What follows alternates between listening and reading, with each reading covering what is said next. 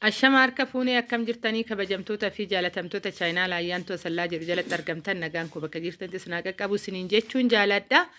Baga jiraattanii baga eeggamtanii yoo na eegdan isiniin jechaa egaa kaagaafii keessan community jala naa teechistan qabadhee karaa keessan dhufeetoo jira. Haga naa danda'ameen gaafii keessan hundaatuu deebisaa tan jira jedhee tan yaada kaayii akkasinis immooyyuu gaafii keessan argattanitti gammaddan abdii guutuun qaba. Egaa viidiyoo kana haga dhumaa obsaan dhaggeeffadhaa as keessatti gabaa isaa jechuudha. Eelee sadii kan daabbooti, kan biddeeniiti, kan daabbootiif kan biddeeniiti, kan wal qabateetoo jiru jechuudha. Laal ammallee isiniif haa galu kan daabboo kophaasaatitti jira, kan daabboo fi biddeenii kan wal qabateetu jira, kan biddeenii bichaa kophaasaatitti kan jirutu jira.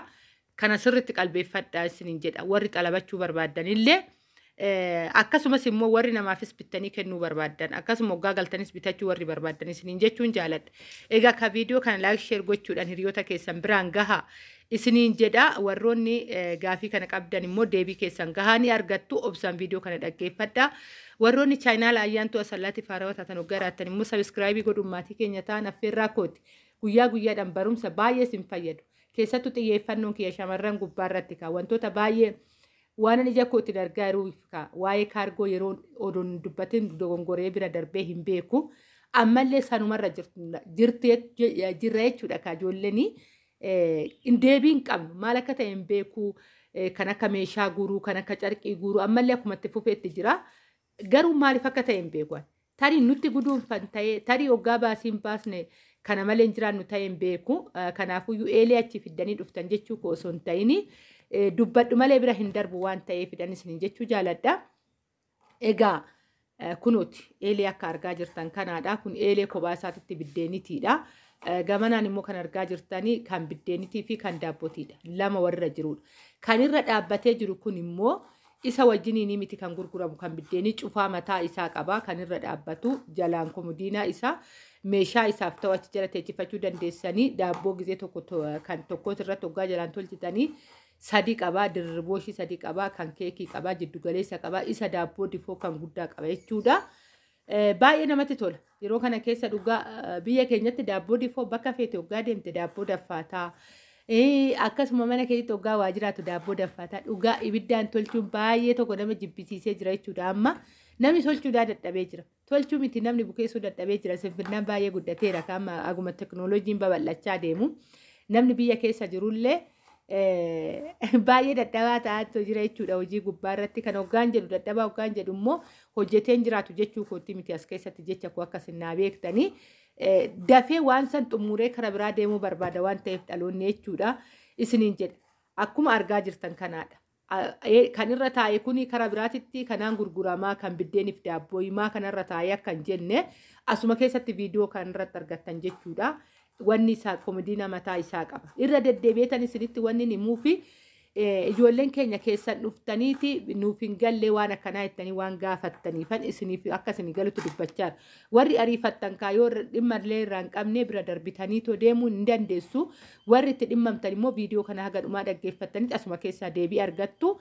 Eeleen kun gatiin isaa meeqa hoggaa naan jettanii kan biddeenii kun bichaan jechuudha. Kophaa isaatitti singilii kan ta'eetoo jiru kuni gatii isaatti siniifan hima. Asitti wannan odoo waa'ee gatii isaan dubbatin kan daabboo kana argaa jirtan kuni sadi qaba. Kan keekii, kan daabboo jiddu galeessaa, kan daabboo guddaati. Eelee sadii of keessaa qaba.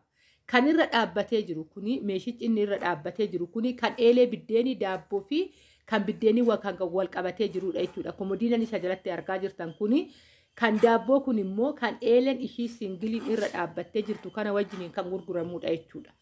Sirrittan adda isinii baasa ammallee kan daabboo kan irra taa'ee jiru kuni isa kan biddeenii waa lama qabatee jiru kana wajjiniin gurgurama. Gatiin isaa kan daabboo daffa'u kan biddeen gubbaarran tolchuu wajjiniin gurgurama. Komodiiniyaan inni kan daabboo daffa'u irra taa'e kun. Kan daabboo daffa'u kun immoo isa kan eelee ejjennaa ishee qofa bichaatti kan eelee biddeen irratti tolchamu.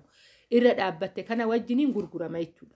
Kana sirriitti akka adda baastanii gaafattanii maaliif ijoolleen keessanillee eelee kana komodiinaa isaa wajjin nu gaafadhu jettanii warroonni keessan iskiriishuut gootanii naa ergitan waan jirtaniifidhaan adda isinii baasatoo jira. gatii isaatis isiniifan hima kuni komodiinaa wajjiniin hin gurguramu daabboo difoo kan daabboo difoo kophaa isaatti tolchu kuni komodiinaa wajjiniin hin gurguramu kan komodiinaan wajjin gurguramu waa lama kan qabu sanidha kan biddeenii kan daabboo kan qabudha maaf akkatti irra deddeebita jechuu dandeessan dhugaa gaafi miisajjiin baay'ee natti baay'achaa jira keessan kanaafan ani immoo amala koo keessatti hagam fee dhibbadhee gaafii namaa deebisuun barbaada waan ta'eefan egaa kan namni gaafa tokko dogongoree irra darbuu danda'a. Akka namni akkas naan jedhu waan ani hin barbaanne fidha jechuudha. Kanan asitti irra deddeebi'eetu isinii deebisu. Akkasuma immoo warroonni ni bitanna jettanis bilbila asirratti argachuu ni dandeessanii. Akkasumas immoo ijoolleen itayyaa deemtaa jettanii na gaafattanii asuma keessatti itayyaa miti bakka biraallee darbeen an deema. Haga dodolaallee darbeen deemaa jira jechuudha. Kanaafuyyuu warroonni ergachuu barbaadan warroonni xalabachuu barbaadan bilbila asirratti ni argattu. Isinii geeffama homaa tokko rakkoon hin jiru isiniin jechuun jaaladha warroonni koomentii jalatti ka deemtaa bakka kanaa jettanii na gaafattaniifanii nan deemaa eegganii bilbila qabattanii keessaniin dhuftanii na dubbisuu ni dandeessu akkasuma meeshaalee tanaan dura asirratti jiran keessa iskiriinshot gootanii ergachuu ni dandeessuun isiniin jechuu jaaladha. Egaa ka amma kana ka waa'ee isaa kanan dubbadhee kara gatii isaa tan darbaa erguyyuun naqina. Gatii tokkoon isaatiin isinii hima erguyyuu hin darbinaa isiniin jechuun jaaladha. Egaa kan daabboo kana warri kan daabboo kana na gaafattanii too jirtan hoggaa jiraattan ta'ee eeleen daabboo 18,000 jechuudha. Waliigala isaatitti isinitti himaatoo jira isiniin jedha. Kan biddeenii immoo dhaggeeffadha. Kan biddeenii immoo warri kan biddeenii kophaatti barbaadan 6,000dha. Kana sirriitti naaf qabadhaa isiniin jechuun jaaladha. Eeleen biddeenii kophaa isaatitti 6,000dha. Soorii 18,000 kanan isiniin jedhe kan daabboo kanarratti naaf arrama 13,000dha. Soorii kan daabboo 13,000dha. 18,000 kanan jedhe san irra deebi'aa na arrama jecha ko viidiyoo hin muddaminaa ijoollee. Amma tanuma kan 8 kana qabattanii dhuftanii akkamitti akkana ta'e jettan ni jirtu. Hin muddaminaa dhaggeeffadhaa. Xumuura dhimma waan ta'eef hoggaan itti dhimmame dhimma san dhimma kootee dheetan dhaggeeffadha. Kanaafuu hootti dhimmamtan dhimma kootee jedhaa dhaggeeffadha. 13,000dha. Eeleen daabboo kan eelee 3 of keessaa qabu sahaanii 3 of keessaa qabu 13,000dha. Eeleen biddeenii kophaa isheetitti siingiliin tun eeleen biddeenii kophaa isheetitti siingiliin tun 6,000dha. 6,000dha. Kanan guyyaa kanatti hin gaafadhe. Boru waan ta'u hin beeku. Viidiyoo keessatti yeroo baay'ee namoota gizeen gaafadhu gabaa har'a argite kanaan boru argitaayii naan jedhu yeroo baay'ee jechuudha. Kanaafan isinitti himaatoo jira. Eeleen kophaa isaatitti eeleen amma argaa jirtan kun 6,000dha. Isiniin jechuun jaaladha. Akka sirriitti isiniif galuufan. Kara eelee daabbotan darba. Eeleen daabbootii fi biddeenii walirratti eelee fillafiitii keessan jiru kun jechuudha. Kan argaa jirtan kuni dabiliidha. Biddeenii fi kan daabboo wal qabatee jiru 17,500dha. Sirriitti naaf qabadha 17,500 dabilii lama walirratti kan qabateetoo jiru isiniin jechuun jaaladha. Egaa kana fakkaata. Waa'ee gatii isaa warroonni gaafii isinitti ta'e hoggaa jiraattanii kana fakkaata kan daabboo 13,000 kan biddeenii kophaatti 6,000 kan daabboo fi biddeenii dabilii walirratti 17,500dha. Kana fakkaatan isiniin jedha viidiyoon koo guyyaa har'a asirra barumsa bareedduu kan ta'e gaafii keessan qulqulluu ta'e argattan jedheen abdii qaba. Warroonni asirratti lakkii kana nuuf hin galle jettan ta'e saanduqa koomentii jala naa teechisa. Sa'a 24 saanduqni koomentii kiyyaa banaadha. Gaafii keessan qulqulluu godheen isinii deebisa. Isiniin jechuun jaaladha. Egaa haga danda'ame gaafii keessan isiniifan deebisaara akka bakkuma jirtan teessanii goluma jirtan keessatti waa'ee gabaa biyyaa akka bartan abdii guutuun qaba. Ergan gaafa hojii kanarratti eegaleeti.